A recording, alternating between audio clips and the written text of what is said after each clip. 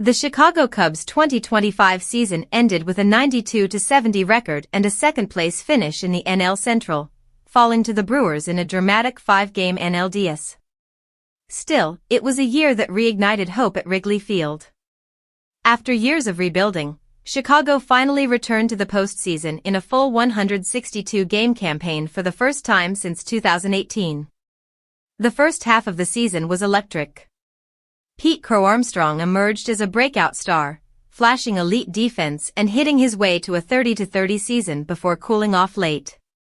Kyle Tucker, acquired in the offseason, gave the team a real spark early on, while Seiya Suzuki smashed 32 home runs and drove in 103 runs, easily the best totals of his MLB career. Michael Busch added 34 homers of his own, proving his long-term value in the lineup. On the pitching side, Matthew Boyd was one of the best free agent pickups in baseball, anchoring the staff with consistency and earning Cy Young consideration. Rookie Cade Horton found his rhythm after the break, going 8-1 with a stunning 1.03 ERA before a broken rib cut his season short.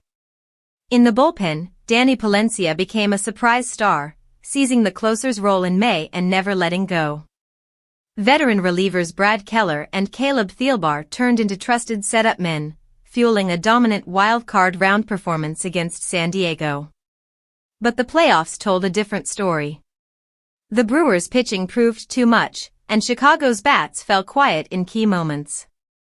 Injuries didn't help. Justin Steele's early season surgery left a massive hole, and new acquisition Michael Soroka lasted just 2 innings before landing on the IL.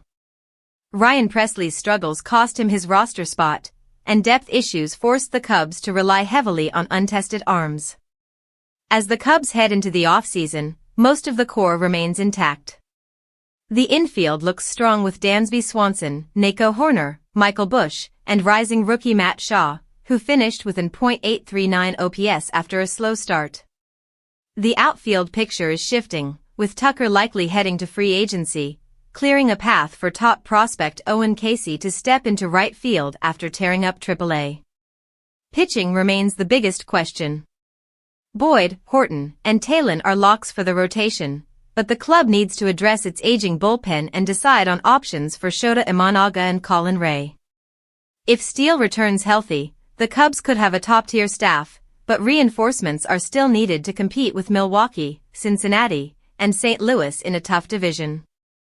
Chicago's young core and strong farm system give fans reason to believe, yet 2026 will test whether this team can move from playoff hopeful to real contender.